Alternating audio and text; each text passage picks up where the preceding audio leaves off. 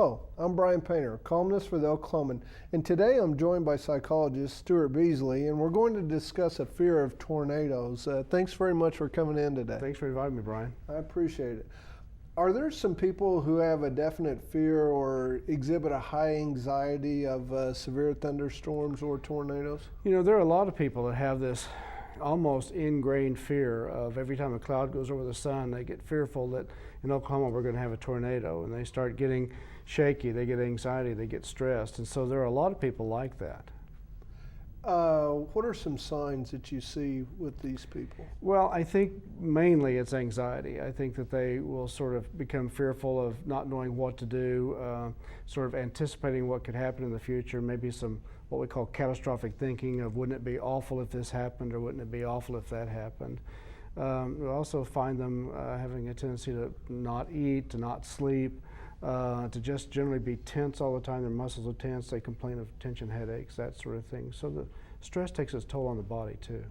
Would you say this is rare or common, or where does it fall? Well, I think it's pretty rare among the general population, but I think in this part of the country it's not uncommon to find some people, particularly those who have had some experience with tornadoes or with storms, that really have a fear of that. So I don't think it's too unusual in this part of the country.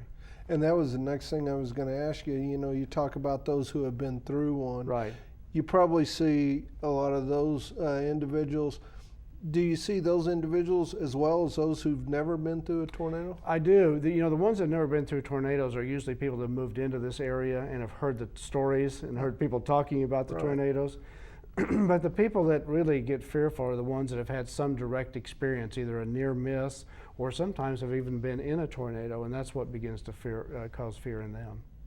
Are there certain things that kind of trigger it that cause them? Like you said, for some it's just the talk of severe weather, or is there this time of year, do you see a spike in the number of people who come to you? Yeah, you do, because I think, again, this is our tornado season, the beginning of it, and what you find is as the meteorologists begin to give the advanced weather reports, they'll say we may have some storms, they may have hail, occasional chances of a tornado, and people who have this fear get really fearful about that of, oh my gosh, this is going to happen, and so they may have days now to worry about it as opposed to moments or hours.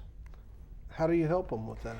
Well, it's interesting. I think we've made great advances in looking at how the weather is presented to people, and we now find that if people have access to a radio or TV set, they usually can see what's coming and get prepared for it. For children, we usually do tornado drills. We usually tell them, okay, here's what you do in case we have a bad storm or a tornado in the area. We usually just kind of talk people down so that they understand that they have options, they have choices, and now they really have enough advanced notice that they can take shelter and they can protect themselves. It's much different than the old days when at night or during the day a tornado would just come and settle and then go off. Most people have at least a few minutes notice in advance of what's going to happen. There's so many different types of warning Right. modes now. Right, I guess. and most communities have the sirens, although sometimes they don't go off or they fail to sound them. But most communities have something in place to warn people that they're in danger.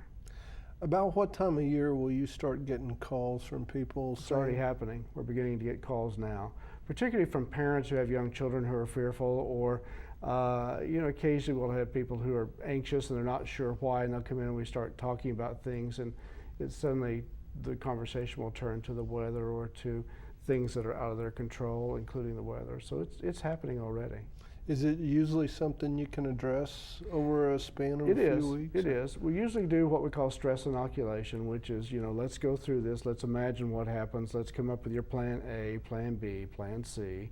What would you do if this happened? What would you do if that happened? Practice your breathing, practice focusing your attention. All those things relax people as opposed to making them more anxious. So we can help people get out of that stress and that anxiety. All right. Thank you very much for coming in today. Sure, you're welcome. Thanks for inviting me.